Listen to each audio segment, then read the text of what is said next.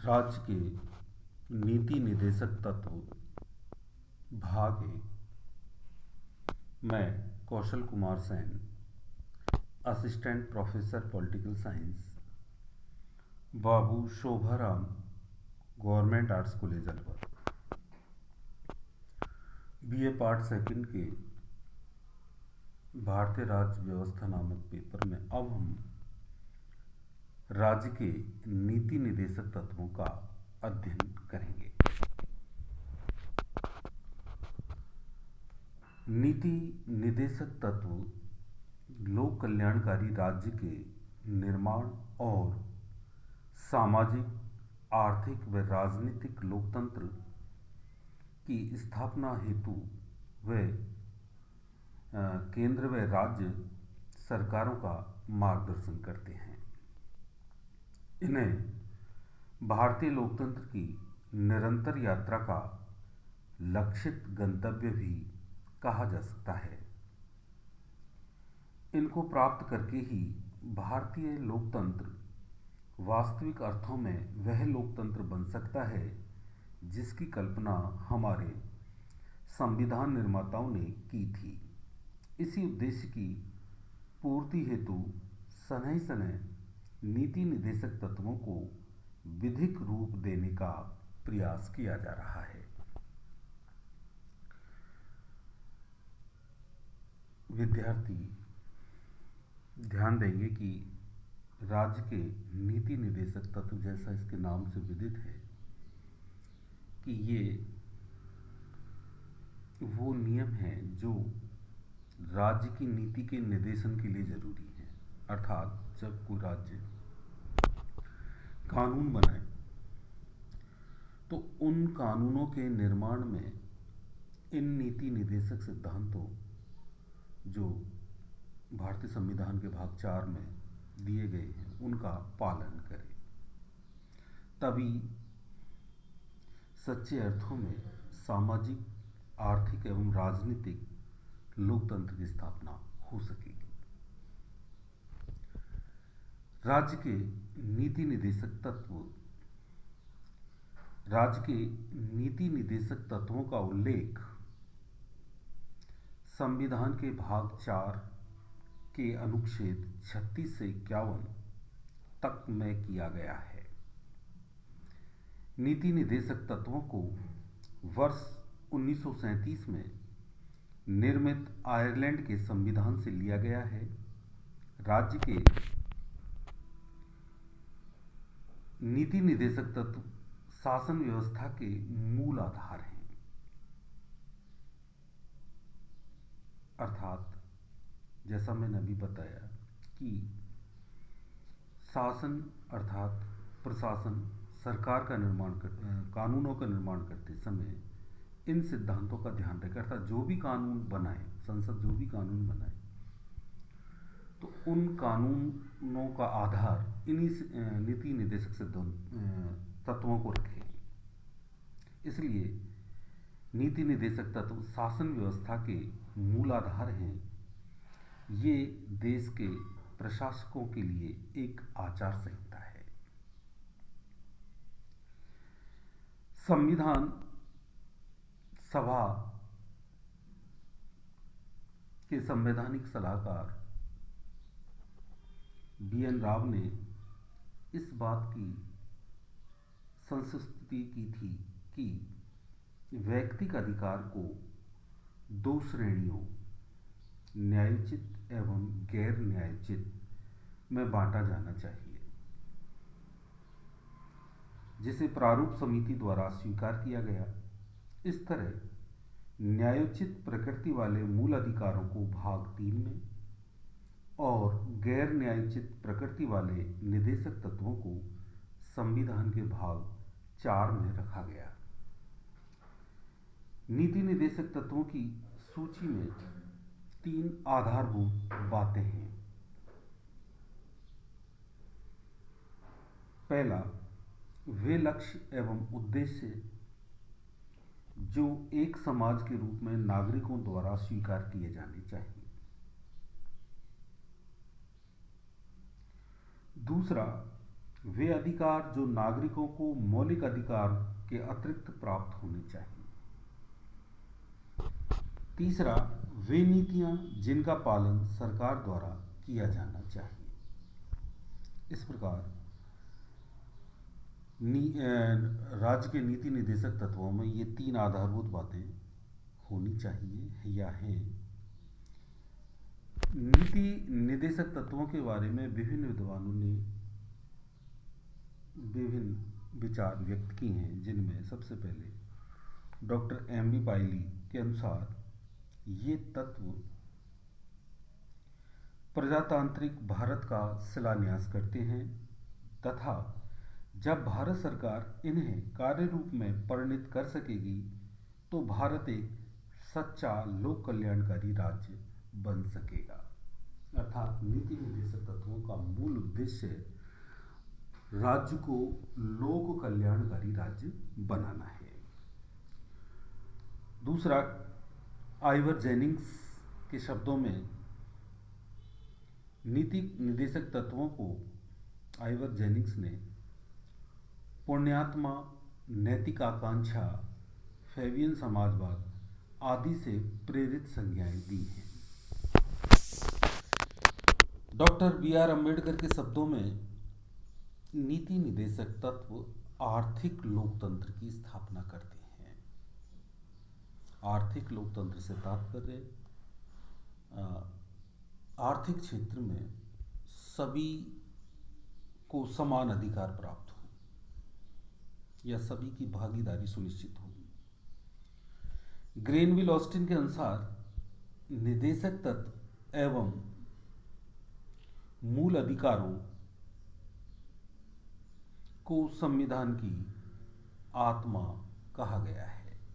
अर्थात Granville Austin ने भारतीय संविधान के मूल अधिकार और नीति निर्देशक तत्व दोनों को ही भारतीय संविधान की आत्मा कहा है।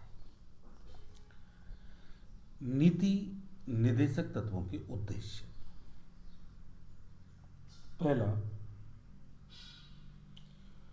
लोक कल्याणकारी राज्य का निर्माण और आर्थिक और सामाजिक लोकतंत्र की स्थापना करना ही इन नीति निर्देशक तत्वों का मूल उद्देश्य है। निर्देशक तत्व संविधान में उल्लिखित आर्थिक, सामाजिक और राजनीतिक लोकतंत्र की स्थापना करने का उद्देश्य रखते हैं एवं इसी उद्देश्य की पूर्ति के लिए राज्य का मार्गदर्शन करते हैं। नीति निर्देशक तत्व समाजवाद, गांधीवाद और व्यक्तिवाद का सृजन करते हैं। नीति निर्देशक तत्वों के उद्देश्यों के आधार पर यह कहा जा सकता है कि ये आर्थिक और सामाजिक लोकतंत्र की स्थापना करते हैं। ये आर्थिक एवं सामाजिक लोकतंत्र की स्थापना के लिए राज्य का मार्ग निर्देशन करते हैं। अर्थात राज्य कोई भी कानून बनाए तो इनका ध्यान रखे और इनको ध्यान में रखते हुए अपने कानूनों का निर्माण करे। नीति निर्देशक तत्व समाजवाद, अर्थात समाज में शोषण की समाप्ति, गांधीवाद, गांधी जी के मूल सिद्धांत, और व्यक्तिवाद, अर्थात व्यक्ति की स्वतंत्रता का सृजन करते हैं। यहां ध्यान देंगे विद्यार्थी की नीति निर्देशक तत्वों की उपेक्षा होने की स्थिति में न्यायालय में चुनौती नहीं दी जा सकती है। यदि राज्य अपनी नीति का निर्माण करने में इनकी उपेक्षा करता है तो इस कार्य के लिए न्यायालय में चुनौती नहीं दी जा सकती है। यह सत्य है कि इसे न्यायालय द्वारा क्रियान्वित नहीं किया जा सकता है, फिर भी यह शासन का मूलभूत सिद्धांत है। इसी प्रकार कार्यपालिका ने भी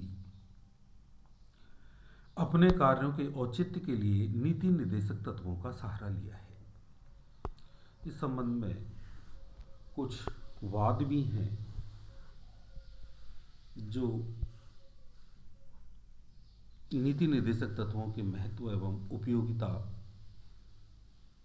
को उन वादों से जाना जा सकता है जैसे चंपकम दोराई जन बनाम बद्रास राज्य कि बाद में सरकार ने अपने औचित्य को सिद्ध करने के लिए अनुच्छेद 46 में उल्लिखित निर्देशिक तत्व अनुसूचित जाति, अनुसूचित जनजाति तथा अन्य दुर्बल वर्गों की शिक्षा तथा आर्थिक हितों की अभिवृद्धि का सहारा लिया है। इसी प्रकार शंकरी प्रसाद तथा गोलकनाथ के केस में सरकार ने न्यायालय को बताया कि प्रथम तथा चतुर्थ संविधान संशोधन अधिनियम राज्य के नीति निर्देशक तत्व को व्यावहारिक रूप प्रदान करते हैं। नीति निर्देशक तत्व वे संवैधानिक लक्ष्य हैं जिन्हें हमें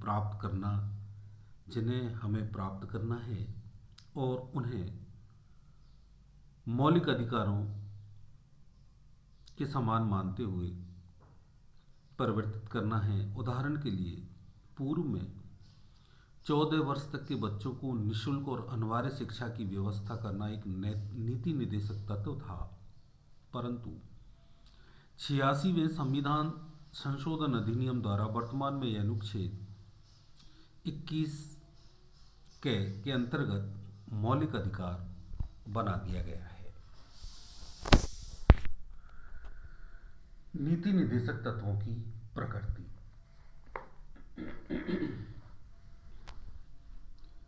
संविधान निर्माताओं ने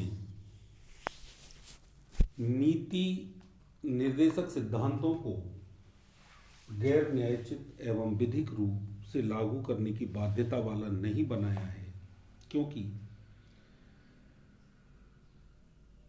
देश के पास पर्याप्त संसाधन नहीं थे। इसके अतिरिक्त देश में व्यापक विविधता एवं पिछड़ापन इसके क्रियान्वयन में बाधक थे। इसलिए संविधान निर्माताओं ने व्यावहारिक दृष्टिकोण अपनाया और इन तत्वों में शक्ति निहित नहीं की। इसलिए इनके हनन पर उन्हें न्यायालय द्वारा लागू नहीं किया जा सकता है। अतः कुछ आलोचकों द्वारा इन्हें पवित्र विचार अथवा नूतन वर्ष पर किए गए संकल्प मात्र कहा गया है। शक्तिहीन होने के बाद भी ये शासन के आधारभूत सिद्धांत हैं तथा शासन व्यवस्था के तीनों अंगों कार्यपालिका, विधायिका एवं न्यायपालिका को इनकी महत्ता स्वीकार करनी पड़ती है।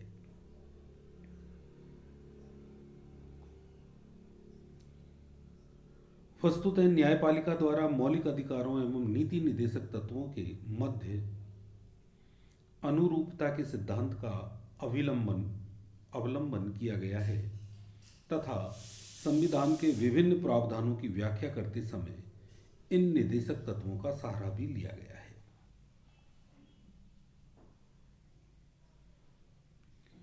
मिनर्वा मिल्स प्रकरण में उच्चतम न्यायालय के तत्कालीन मुख्य न्यायाधीश द्वारा कहा गया कि भारतीय संविधान अपने भाग 3 एवं 4 के संतुलन पर दृढ़तापूर्वक आधारित है तथा इसमें किसी एक को प्रधानता देने का अर्थ संविधान की समरसता में विघ्न डालना है।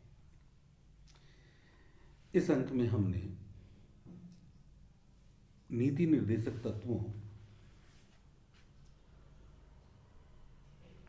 पर विभिन्न विद्वानों के विचार, उनके उद्देश्य, नीति निर्देशक तत्वों का महत्व, उपयोगिता, नीति निर्देशक तत्वों की प्रकृति आदि का अध्ययन किया। अगले अंक में हम नीति निर्देशक तत्वों के प्रकारों का अध्ययन करेंगे। धन्यवाद।